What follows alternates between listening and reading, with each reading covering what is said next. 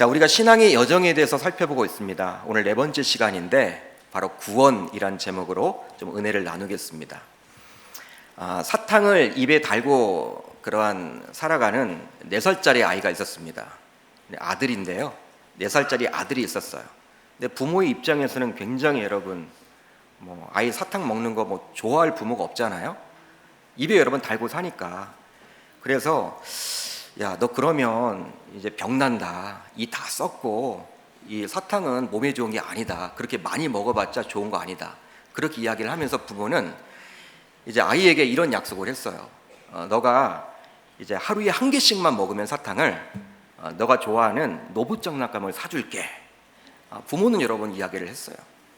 여러분, 아이의 입장에서 로봇 장난감을 갖기 위해서 사탕 섭취를 줄일 수 있을까요? 여러분 어떻게 생각을 하십니까?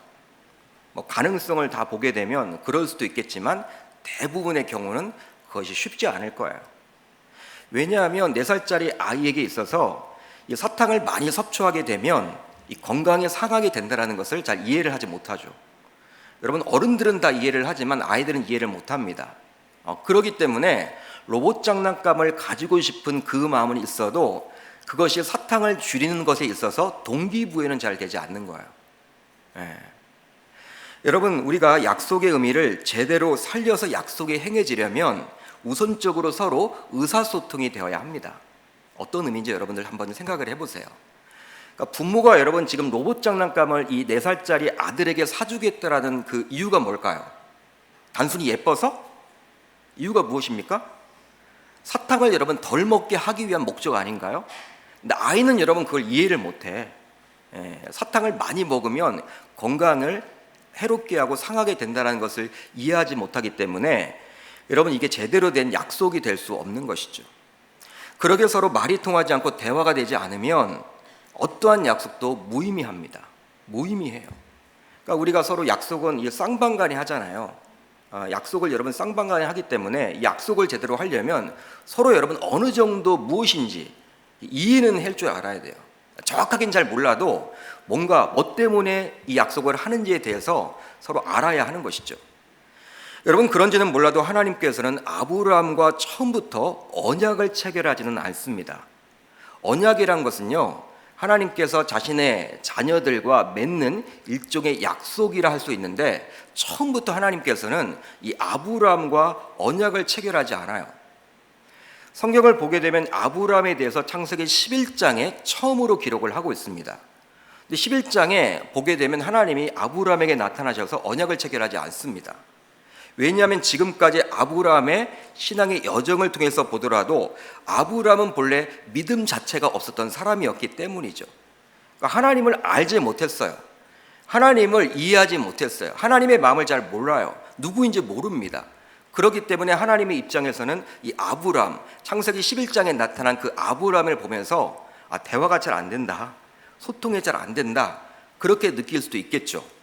그렇기 때문에 이 약속인 언약을 체결하지 않은 거예요. 그러나 하나님께서는 뜻한 바가 있어서 그를 부르셨고요, 신앙의 여정 안에 들어가도록 허락해 주셨습니다. 그를 부르시고 때때로 그에게 여러 가지 시련을 주셔서 이제 제대로 된 것은 아닐지언정 하나님에 대해서 점점 알아가게끔 된 거예요.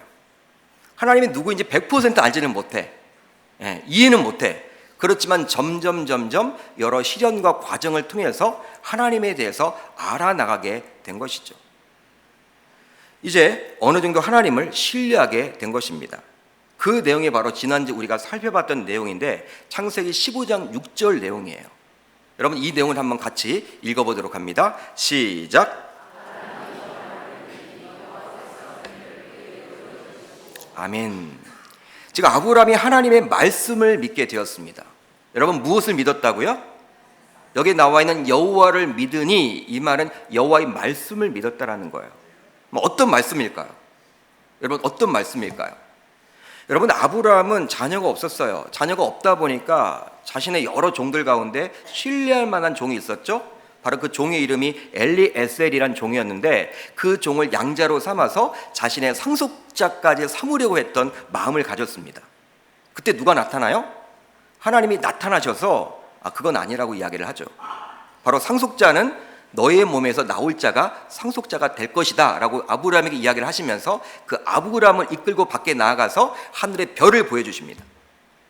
혹시 여러분 별을 보셨어요 요즘에? 별을 보시고 다니십니까?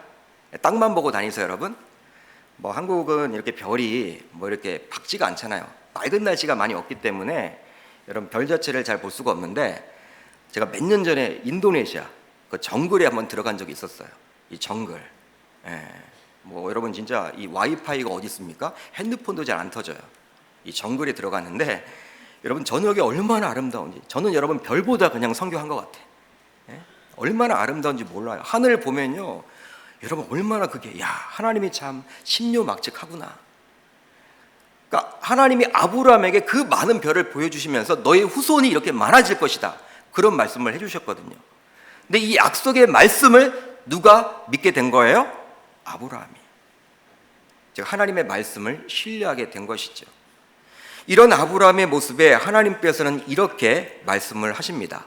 또 그에게 이르시되 나는 이 땅을 내게 주어 소유를 삼게 하려고 너를 갈대아인의 우르에서 이끌어낸 누구다? 여호와니라. 하나님은 다시 한번 아브라함에게 고향인 갈대아인의 우르에서 나오게 한 이유에 대해서 이야기를 합니다. 그 이유가 무엇이라고 나와 있습니까? 나는 이 땅을 내게 주어 소유를 삼게 하려고. 땅 때문에 너를 나오게끔 했다라는 거예요. 지금 뭐예요 여러분?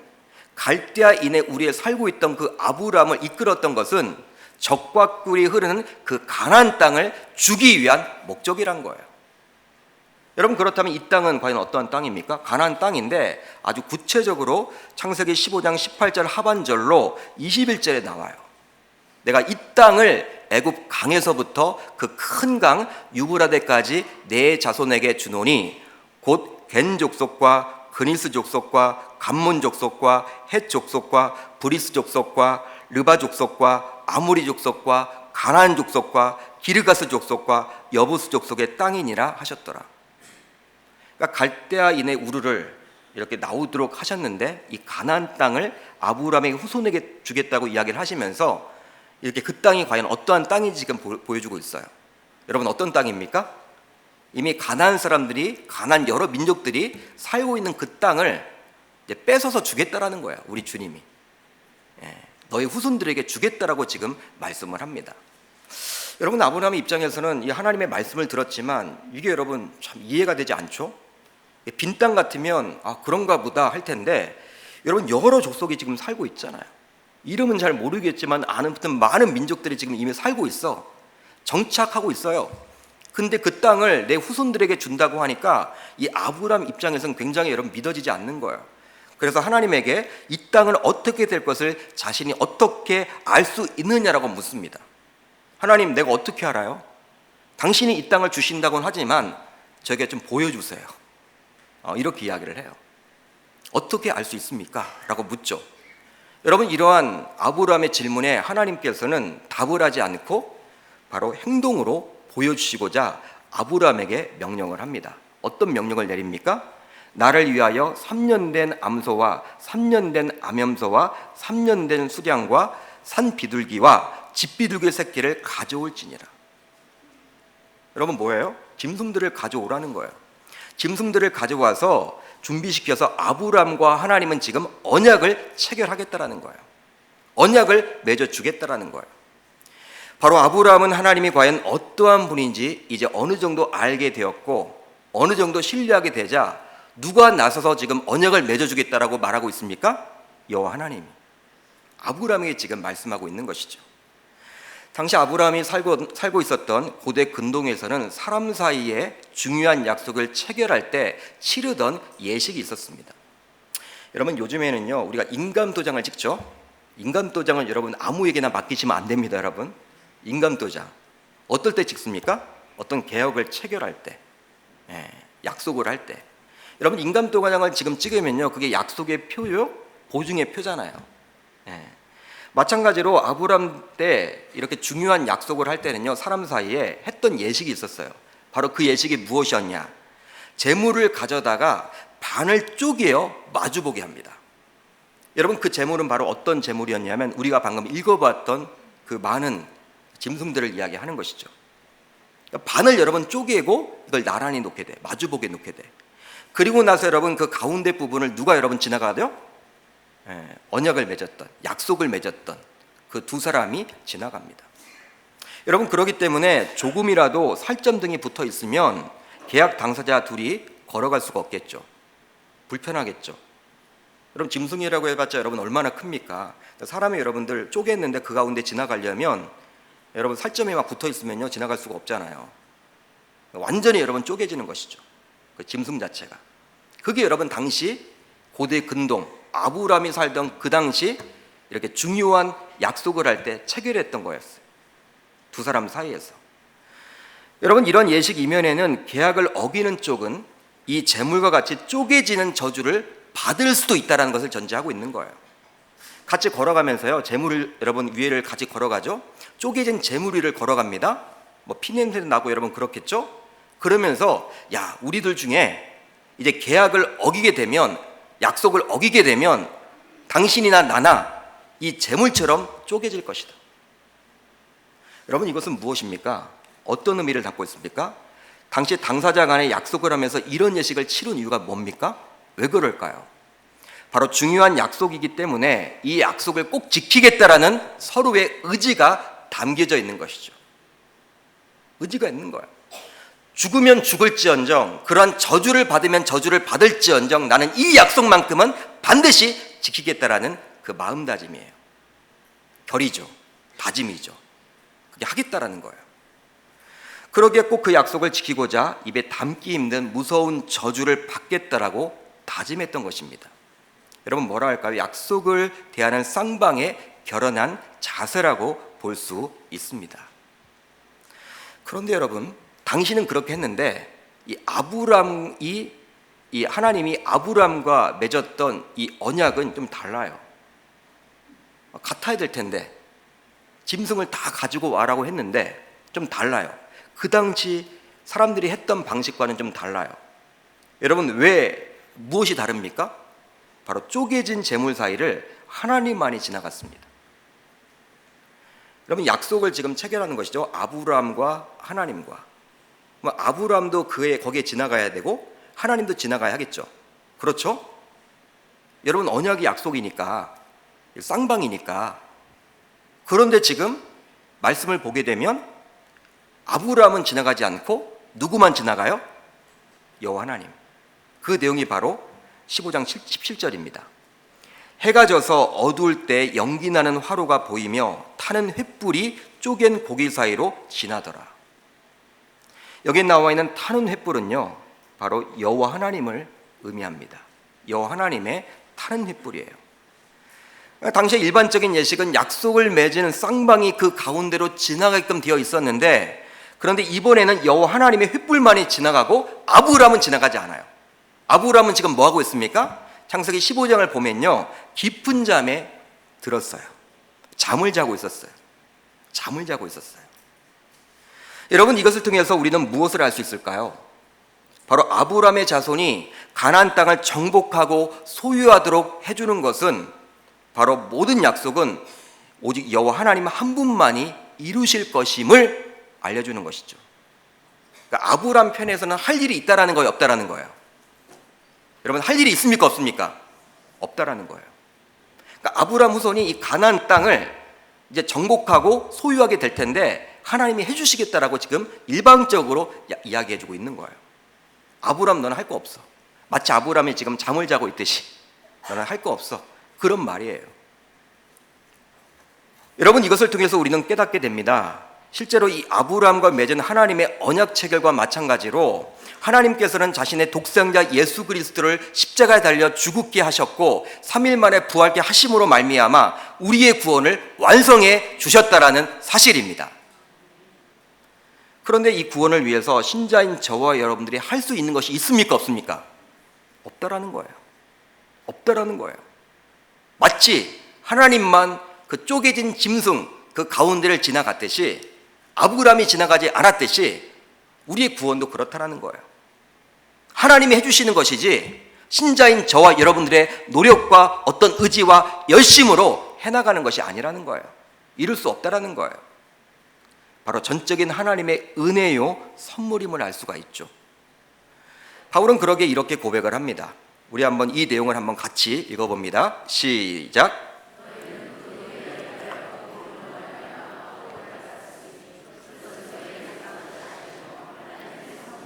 행위에서 난 것이 아니니 이는 누구든지 자랑하지 못하게 함이라. 그러니까 우리 행함으로 구원받는 게 아니라는 거예요. 행함으로. 행위로 구원받는 게 아니라는 거예요. 이것을 우리에게 알려주고자 하나님께서는 아브라함과 언약을 체결하시면서 당시 예식과는 달리, 인간적인 예식과는 달리 하나님 홀로 쪼개진 제물사회를 홀로 걸어가셨습니다. 그렇게 함으로 이 구원 사역을 꼭 이루고 말겠다라는 하나님의 강한 의지를 저와 여러분들에게 보여주고 있는 것이죠. 그렇습니다. 구원은 우리에게서 얻어지는 것이 아니라 하나님으로부터 우리가 받는 것입니다. 이걸 믿으시기를 바랍니다. 한마디로 구원의 주체는 신앙생활을 하는 나 자신이 아니라는 거예요. 내가 뭔가 잘났기 때문에, 뭔가 스펙이 있기 때문에, 뭔가 노력해서, 뭔가 다른 세상 불신자들과는 다른 뭔가가 있어서, 뭔가 건덕지가 하나 있어서 하나님 나를 선택하신 게 아니에요. 여러분, 구원의 주체는 내가 아니라 누구예요? 여호와 하나님이세요. 여호와 하나님이세요. 실제로 요한복음 10장 28절로 29절을 보면 이런 말이 나와 있습니다. 내가 그들에게 영생을 주노니 영원히 멸망하지 아니할 것이요 또 그들을 내 손에서 빼앗을 자가 없느니라. 그들을 주신 내 아버지는 만물보다 크심에 아무도 아버지 손에서 빼앗을 수 없느니라. 아멘. 내가 그들에게 영생을 주노니, 한번 여러분 자막을 잘 보세요. 내가 그들에게 영생을 준다. 예수님의 말씀인데요, 여기에 나와 있는 내가 예수님이에요. 그들에게, 우리들에게 영생을 주노니. 여러분, 영생, 구원을 주는 주체가 누구입니까? 예수님, 하나님이시죠. 여러분, 그리고 주노니를 보세요. 주노니. 이 주노니는 시제가 여러분 무엇이에요? 과거입니까? 현재입니까? 미래입니까? 현재죠. 현재입니다. 따라서 영생, 즉 구원은 죽은 다음에 일어날 미래 사건이 아니라 이미 이 세상에서 현재 구원을 소유하게 되었음을 말해주고 있는 것입니다. 그러니까 여러분, 우리가 예수를 믿게 되면요, 우리가 죽은 다음에 천국 간다, 미래에 일어날 사건이다, 구원은 그렇게 보시면 안 돼요.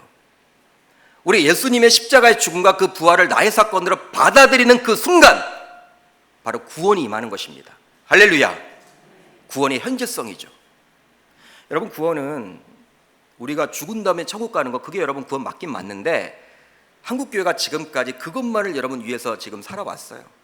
그렇게 여러분 들었어요. 이 강단에서 그렇게 이야기를 했어요. 야, 예수 믿고 천국 가야지, 죽은 다음에. 그러니까 여러분, 예수 믿고 천국 가는 그 과정이 굉장히 길잖아요. 여러분, 언제 죽을지 어떻게 알아 우리가? 그러다 보니까 뭐 여러분 3, 40년 예수 믿고 막 지내는 거야. 막 우리가 여러분 구원파들을 욕하고 구원파들을 정죄하고 이단 사입이다라고 이야기를 하면서 마치 우리가 구원파 신학을 가진 것처럼 삶은 엉망이었어요. 여러분, 세상에서 보면 이 기독교인들 제대로 여러분 예수를 믿으면요, 이 기독교가 여러분 이렇게 변질되거나 이런 모습으로 나가면 안 되거든요. 지금 비성경적으로 우리가 지금 신앙생활을 지금까지 해왔어요. 물론 여러분 예수 믿고 천국 가는 거 맞죠. 그렇지만 바로 구원은 지금 임하는 거예요. 지금 있는 거예요. 구원사역이 앞으로 일어날 미래에 관련된 일이라면 예수님께서는 다음과 같이 말씀을 하셔야 했습니다. 내가 그들에게 영생을 줄 것이니.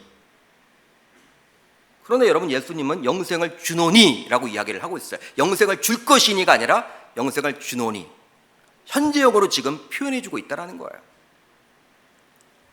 이미 구원받은 자로서 그러기 때문에 우리는 책임감을 가지고 각 영역에서 하나님의 통치가 실현되도록, 즉 이 땅에 하나님의 나라가 되도록 최선을 다해야 하는 것입니다. 이것이 중요해요. 여러분, 예수 믿고 천국 가는 거, 그것만을 여러분 삶의 목표로 살지 마세요. 신앙의 목표로 두지 마세요. 어떻게 하면 내가 살아가는 직장, 내가 하는 사업장, 내가 이렇게 삶을 살고 있는 교회, 이 사회를 하나님의 통치가 임하는 하나님의 나라로 만들 것인가, 그것을 위해서 저와 여러분들은 몸부림쳐야 하는 거예요. 왜? 구원받았기 때문에. 그 책임이 저와 여러분들에게 있는 거예요. 이것을 지금 저희가 놓쳐서는 안 되는 것이죠. 여러분, 예수 믿으면 천국 갑니다. 우리는 그 보장이 돼 있어요. 그것만을 여러분 목표로 살고 삶은 엉망으로 살아간다면 하나님이 기뻐하시는 삶이 아니죠. 바로 여러분, 이 땅에서 구원받은 자로서 책임감 있게 살아가야 하는 것입니다.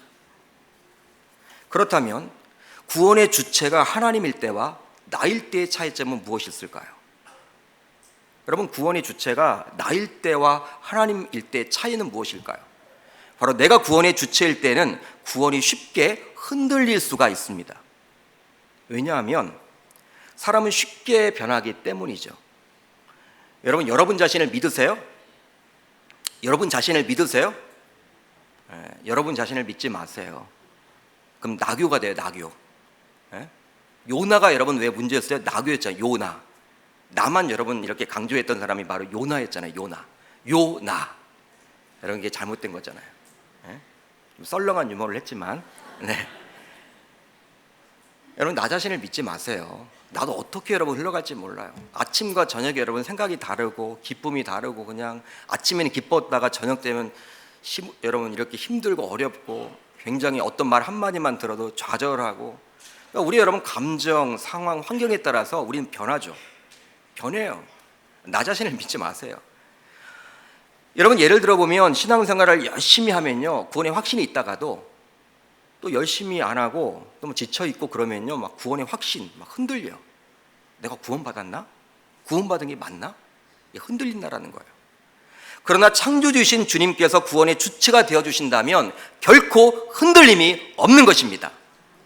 왜냐하면 하나님은 변개치 않으시기 때문입니다. 여러분, 하나님은요, 무소부지하신 분이고 전지전능하신 분이고요, 영원 전에 계셨다가 여러분 이후에도 여러분 계시는 분이시기 때문에 변함이 없는 분이에요. 변함이 없어요. 변함이 없는 그분. 그분이 여러분 우리의 구원을 딱 잡고 있다면 흔들림이 없겠죠. 내가 여러분 구원의 주체가 되면요, 굉장히 흔들려요. 내 감정에 따라, 내 상황에 따라, 내 환경에 따라. 그러게 신앙의 여정 속에 있지만 구원의 확신이 자꾸 흔들린다면 우리는 아직까지도 그 구원을 자신의 노력과 의지로 이룰 수 있다라고 보는 거예요.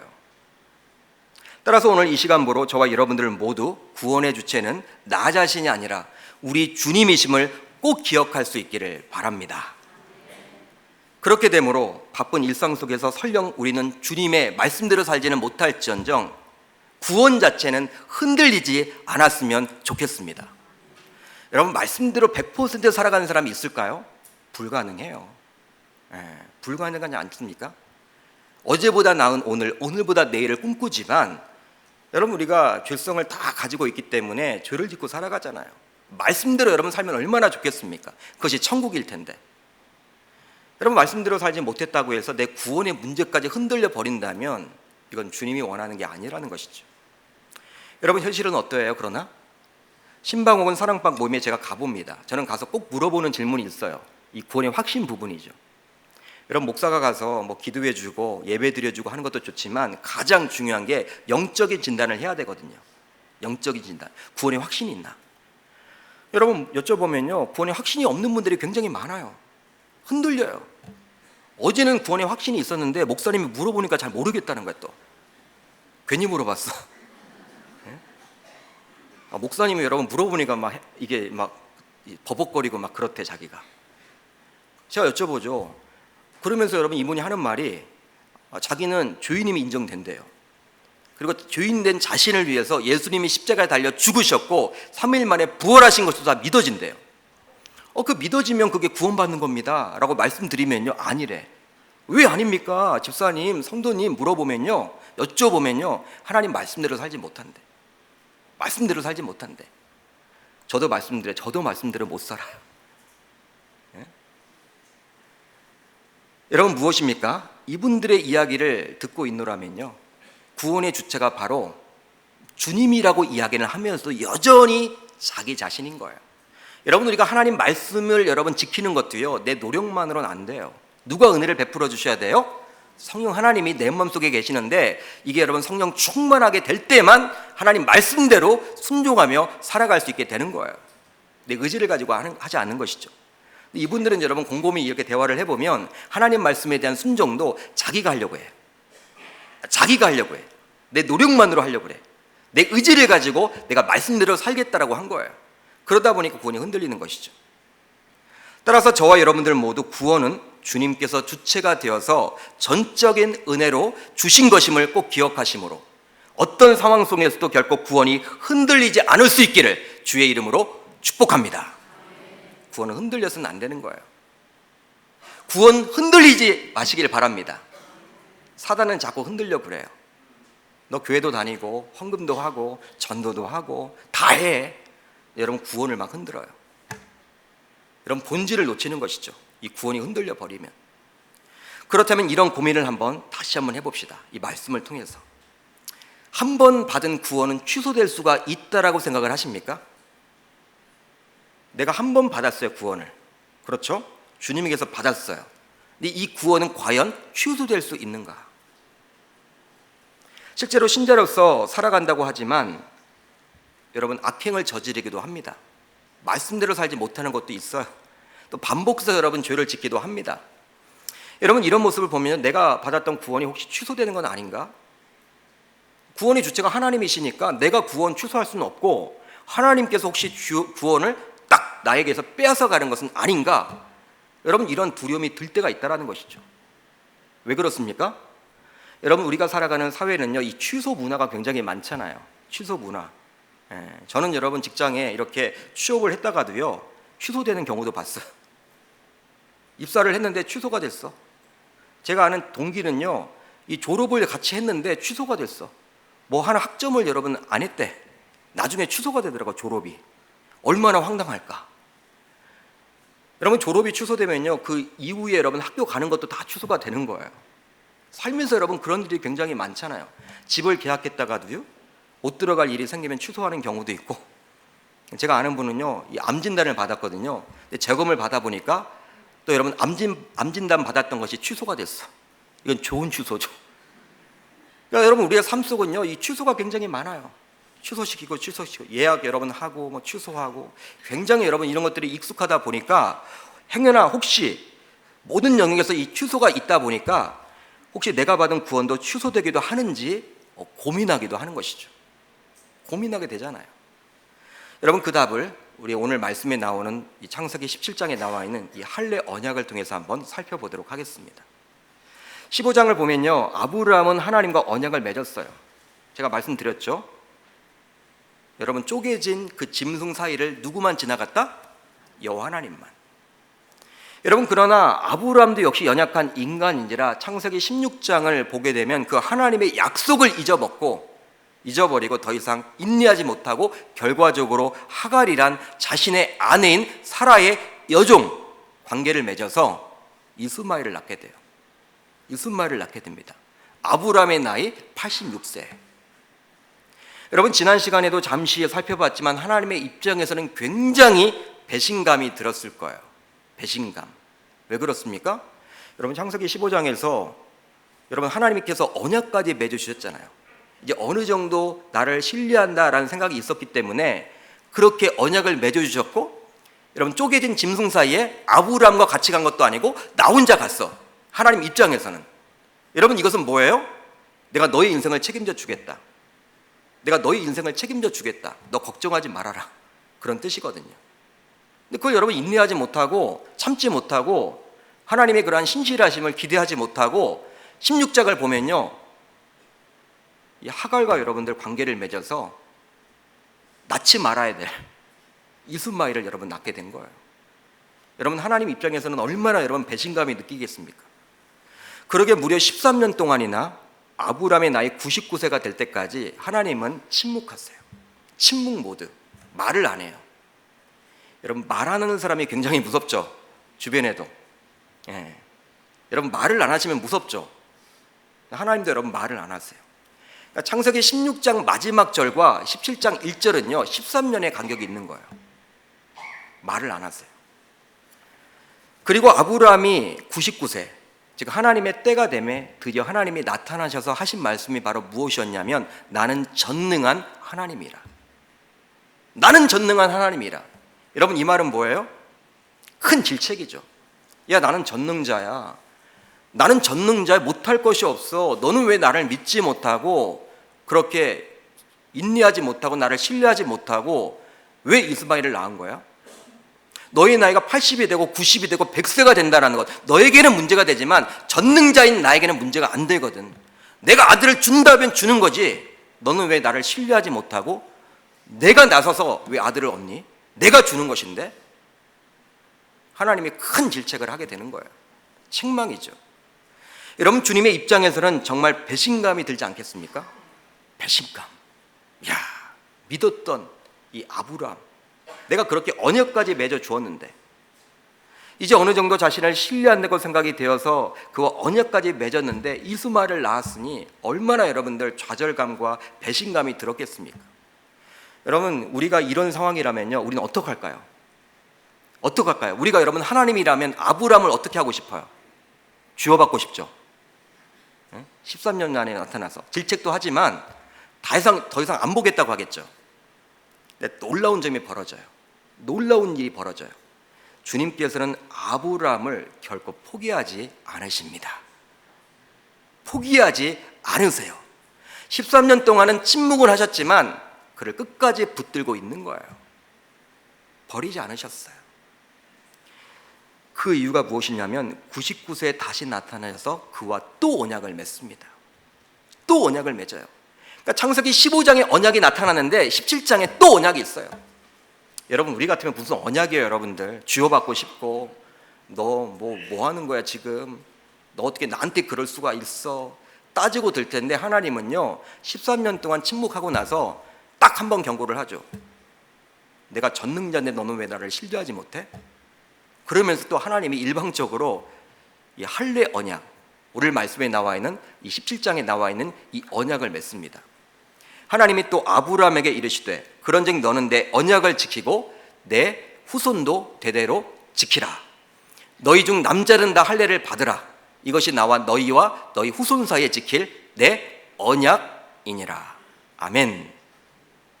여러분, 그렇다면 할례는 무엇입니까? 할례, 여러분들 포경 수술이죠. 고래 잡는다, 그런 이야기죠. 태어난 지 8일 만에 남자의 성기 끝 표피를 잘라내는 것이에요. 할례의 원어적 의미를 보게 되면 주위를 둥글게 베어내다, 주위를 둥글게 베어내다, 즉 잘라버린다라는 의미가 있어요. 잘라버린다, 즉 이것은 끊어버린다, 끊어버린다. 그런데 이것은 단순히 우리 몸의 일부를 잘라버린다, 끊어버린다라는 의미보다도 더 중요한 의미가 있으니 바로 죽음입니다. 죽음을 상징해요. 남자의 상식기는 어떤 의미로서는 생명을 상징하죠? 생명이죠. 남자의 상식기는 여러분 생명을 상징합니다. 근데 그 상식기의 일부를 잘랐다는 것은요, 죽음이에요. 죽음. 그걸 영적으로 풀이해보면 애자의 죽음이에요. 하나님 이전, 하나님을 떠나 있던 그 삶은 그것에서 여러분 이제 해방이에요. 이제 할례를 함으로 새롭게 살겠다라는 것이죠. 애자의 죽음. 이사야 53장은 예수 그리스도의 순환에 관련된 내용인데 이곳에 방금 우리가 살펴봤던 내용이 그대로 나옵니다. 여러분, 길지만 한번 제가 읽어드릴게요. 우리는 다 양 같아서 그릇 행하여 각기 제 길로 갔거늘 여호와께서는 우리 모두의 죄악을 그에게 담당시키셨도다. 그가 곤욕을 당하여 괴로울 때에도 그의 입을 열지 아니하셨으며 마치 도수장으로 끌려가는 어린 양과 털 깎는 자 앞에서 잠잠한 양같이 그의 입을 열지 아니하였도다. 그는 곤욕과 신문을 당하고 끌려갔으나 그 세대 중에 누가 생각하기를 그가 살아있는 자들의 땅에서 끊어짐은 마땅히 형벌받을 내 백성의 허물 때문이라 하였으리요. 아멘. 이사야 53장은요, 그리스도가 당할 그 순환, 고난에 대해서 이야기를 하고 있는데 미리 여러분 예언을 한 것이죠. 이사야 선지자를 통해서 하나님께서 보여주신 것이죠. 여러분, 이 말씀 가운데 그가 살아있는 자들의 땅에서 끊어짐은, 이 구절에 나와 있는 끊어짐은 이란 것이 바로 할례라는 거예요. 할례의 의미와 같습니다. 바로 죽음이에요. 죽음. 여러분, 끊어진다는 것이 뭐예요? 죽음이죠. 죽음. 여러분, 누가 죽는다라는 거예요? 누가 죽어야 한다라는 거예요? 예수 그리스도. 그러니까 예수 그리스도는 끊어져야 하는 거예요. 여러분, 그러나 본래 예수님은 죽어야 합니까? 죽지 말아야 합니까? 본래 그는 죄가 없는 분이에요. 죽어야 할 존재는 누구예요? 저와 여러분이에요. 죄인이기 때문에 우리가 지은 죄로 인해서 저와 여러분들이 죽어야 하는데, 대신 예수 그리스도가 십자가에서 죽으신 거예요. 끊어진 거예요. 하나님과의 관계가 단절된 거예요. 따라서 살아있는 자들이 다들의 땅에서 끊어질 자는 바로 저와 여러분인데, 그러나 예수님께서 저와 여러분들 대신 십자가에 달려 죽으셨습니다. 이것이 바로 복음이죠. 저와 여러분들 대신 끊어지신 거예요. 대신 끊어지신 거예요. 마찬가지로 할례를 행함은 끊어짐 곧 죽음을 뜻합니다. 옛 자아의 죽음이에요. 새 사람으로 거듭나겠다라는 의지의 표현이에요. 여러분, 우리는 죄인이기에 하나님 앞에서 죽어 마땅합니다. 그렇죠? 우리가 하나님을 배울 수가 없죠? 하나님의 자녀가 될 자격이 없죠? 그러나 할례를 통해서 그 생식의 일부를 잘림으로 인해서 우리는 살아나는 거예요. 일부를 잘라내므로 우리를 살리셨다라는 거예요. 그렇기 때문에 이 할례는요, 바로 구원 사역입니다. 구원과 연결되는 거예요. 옛 자아는 죽고 새 사람으로 살겠다라는 의미의 표지죠. 여러분, 신약 시대를 살고 있는 지금으로 보게 되면 할례를 하지 않죠? 여러분, 무엇을 합니까? 세례라고 볼 수 있면 돼요. 세례의 여러분 의미가 굉장하죠. 이제 여러 공동체들 앞에서, 공교회 앞에서 내가 그리스도인으로서 살겠습니다. 뭐 초코파이 준다고 세례받고 그러는 거 아니에요, 여러분. 세례는요, 굉장한 거예요. 내가 이제는 애차 세상의 그러한 길을 따라가는 것이 아니라 그리스도의 길을 따라가겠습니다. 하나님의 자녀로서 살아가겠습니다. 새 사람이 되겠습니다. 애차는 땅에 묻겠습니다. 그러한 뜻으로 받게 되는 게 바로 세례잖아요. 여러분, 그러게 하나님께서 아브라함과 맺은 이 할례 언약은 바로 구원을 약속한 것입니다. 구원을 약속해 주고 있는 거예요. 내가 너를 구원해 주겠다. 비록 아브라함이 하나님 앞에서 용서받을 수 없는 죄, 즉 인내하지 못하고 육의 아들이었던 이스마엘을 낳은 그 사건이 있었지만, 그럼에도 불구하고 하나님께서는 그의 구원을 취소하지 않으시고 할례 언약을 맺어줌으로 다시 한번 명확하게 그에게 구원을 보여주십니다. 구원을 확증시켜 주시는 거예요. 여러분, 우리 같으면 구원을 딱 취소시키고 싶죠. 우리가 하나님이라면 이 몹쓸 자식 하면서 어떻게 나를 못 믿어? 내가 그렇게 너를 위해서 헌신하며 너를 지금까지 지켜주고 너와 언약까지 맺었는데, 이 창세기 15장 봐라. 나 혼자 지나갔잖아. 내가 책임져 주겠다라고 했는데 너 그걸 참지 못해? 너 나를 신뢰하지 못하는 거야? 괘씸하네? 이런 마음을 가지고 우리 같으면 구원을 확 취소시켜 버릴 텐데, 하나님은 그렇지 않았다라는 거예요. 아브라함의 인생에 개입하셔서 할례 언약을 맺어주심으로 취소는커녕 더욱더 확증을 시켜 주시는 것입니다. 이것이 바로 우리 주님의 마음이란 거예요. 따라서 이 구원은 결코 취소될 수가 없음을 저와 여러분들은 믿으시기를 바랍니다. 요한복음 10장 28절로 29절을 보면 또 이렇게 나와 있어요. 내가 그들에게 영생을 주노니 영원히 멸망하지 아니할 것이요 또 그들을 내 손에서 빼앗을 자가 없느니라. 그들을 주신 내 아버지는 만물보다 크심에 아무도 아버지 손에서 빼앗을 수 없느니라. 아멘. 아무도 아버지 손에서 빼앗을 수 있다 없다? 없느니라. 없다라고 이야기를 하고 있죠. 여러분, 예수님의 말씀이신데요, 바로 하나님은 우리 구원의 영원한 보호자이므로 어느 누가 뺏을 수가 있느냐? 우리 하나님은 크신 분이다. 만물보다 크신 분인데 그분이 우리에게 구원을 주셨는데 어느 누가 그분이 나를 붙잡고 있는데 그 구원을 취소시킬 수가 있느냐? 말이 되지 않는다. 우리 예수님이 지금 말씀해주고 있는 거예요. 물론 우리의 신앙의 여정을 보게 되면 우리는 하나님의 말씀대로 살지 못하고 어떨 때는 하나님의 마음을 굉장히 아프게 해드리는 경우들이 굉장히 많죠. 죄를 짓고 살아가죠. 그러나 우리가 구원받는 것은 우리들이 세상 사람들보다 뭔가 뛰어난 점이 있기에 하나님께서 저와 여러분들에게 부어주신 것이 아니라는 거예요. 바로 전적인 하나님의 은혜로 우리를 자녀 삼아 주셨기 때문에 우리는 구원을 받게 되는 것이죠. 여러분, 이 구원을 설명하면서 하나님은 이 관계를 여러분 이야기합니다. 여러분, 가장 가까운 관계가 어떤 관계예요? 이 땅에서 여러분 살아갈 때 가장 가까운 관계, 여기도 보니까 부부간에 많이 앉아 계시네. 이 부부간이 여러분 가장 가깝죠. 부부는 여러분 몇 촌이에요? 무촌이죠. 무촌. 촌수가 없어요. 여러분 부부가 가장 가깝지만 헤어지는 순간 남남이 돼버립니다. 저는 헤어지고 나서 왼수가 되는 가정도 봤어요. 부부는 여러분 좋을 때는 굉장히 좋아도 헤어지면 끝이야. 근데 여러분 구원을 설명하면서 하나님은 이 부부 관계로 설명을 안 해요. 부모와 자녀와의 관계로 이야기를 해요. 부모와 자녀와의 관계는 일촌입니다. 일촌. 촌순이 있어요. 근데 여러분 뭘로 맺어져 있어요? 피로. 끊을 수 있습니까? 없습니까? 못 끊어요. 막 자녀들이 여러분 막 부모를 속상하게 하면 너 호적에서 팔 거야 하는데 호적에서 여러분 파져요? 안 돼요 여러분. 이게 안 돼. 또 마음이 아파요. 애려요 여러분. 여러분 자녀 생각만 하면 여러분 마음이 아프잖아요.